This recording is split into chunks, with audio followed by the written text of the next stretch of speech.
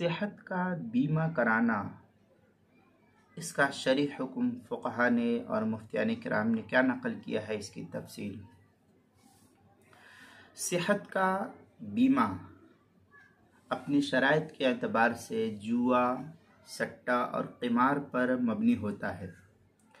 صرف ایک موہوم نفع کی خاطر، پتہ نہیں کہ بیماری ہوگی یا نہیں ہوگی، اس کا علم تو اللہ کے علاوہ کسی کو نہیں ہے، لہذا ایک موہوم نفع کی بنیاد پر اس کی اجازت شرعی اعتبار سے نہیں ہے، اس لیے کہ قمار کی کوئی بھی شکل قطعاً جواز کے دائرے میں داخل نہیں ہوتی ہے، اس لیے صحت کا بیمہ جائز نہیں ہے۔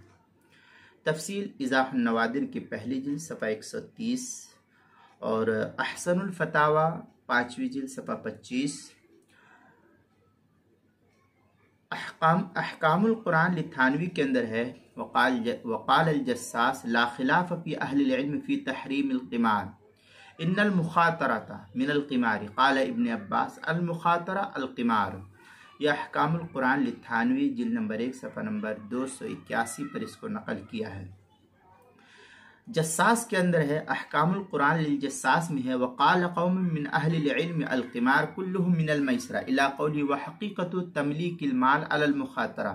یہ احکام القرآن للجساس کی سورۃ المائدہ باب تحریم المیسر کے تحت نقل کیا، جو زکریا بک ڈپو دیوبند کا ہندی نسخہ ہے، اس کی دوسری جلد صفحہ 582۔ سہیل اکیڈمی لاہور پاکستان کا چھپا ہوا نسخہ، اس کی دوسری جلد صفحہ 465۔ فتاوی قاسمیہ 20ویں جلد صفحہ 484 پر اس کو نقل کیا ہے۔